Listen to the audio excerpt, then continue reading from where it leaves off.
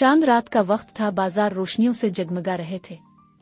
हर तरफ खुशियों का समा था, मगर बिलाल और कामरान के दिल में एक कमी थी।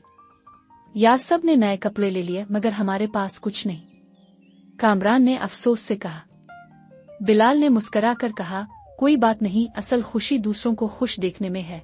तभी उन्हें गिल्ली के एक कोने में एक बूढ़ी औरत नजर आई जो बहुत कमजोर और गरीब लग रही थी। वो मुश्किल से चल रही थी और उसके हाथ में एक पुराना सा थैला था। बूढ़ी औरत ने कांपती आवाज में कहा, बेटा, मैं भूखी हूँ, अगर तुम्हारे पास कुछ है तो दे दो। बिलाल और कामरान ने एक दूसरे की तरफ देखा।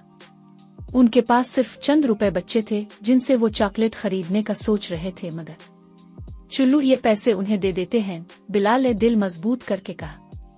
कामरान ने भी इस बात में सर हिलाया और वो बूढ़ी औरत को अपने सारे पैसे देकर मुस्करा दिए। बूढ़ी औरत ने उनके सरों पर हाथ रखा और कहा, अल्लाह तुम्हें ऐसा तोहफा देगा जिसका तुमने कभी ख्वाब भी नहीं देखा। फिर अचानक एक हैरत अंगेज बात हुई। वही बूढ़ी औरत अब एक चमकती हुई परी बन चुकी थी।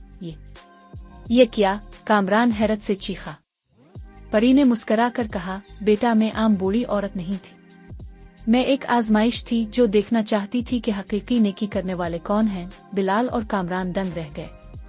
तुमने ईद की रात अपनी आखिरी चीज भी दूसरों के लिए कुर्बान कर दी, इसलिए मैं तुम्हें एक अनोखा तोहफा देना चाहती हूँ। फिर परी ने अपनी छड़ी घुमाई और एक जादुई रोशनी में बिलाल और कामरान के बदन पर नए और शानदार ईद के कपड़े आ गए। ये तुम्हारा इनाम है, परी ने कहा, और साथ में तुम्हारे घरों में आज इतनी खुशियां आएंगी कि तुम कभी मायूस नहीं होगे। यही नहीं, बल्कि जब बिलाल और कामरान अपने घर वापस पहुंचे तो उन्होंने देखा कि उनके वालिदैन बहुत खुश दिखाई दे रहे थे।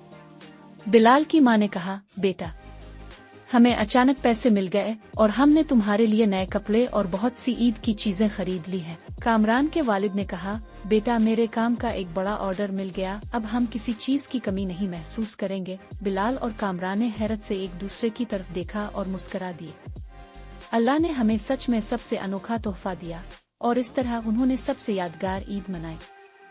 दोस्तों, हमें इस कहानी से बहुत से सबक हासिल हुए, जैसे कि नेकी करने वाले हमेशा इनाम पाते हैं, चाहे वो किसी भी सूरत में हो। जो दूसरों को खुशी देता है, अल्लाह इसे कई गुना ज्यादा नवाजता है।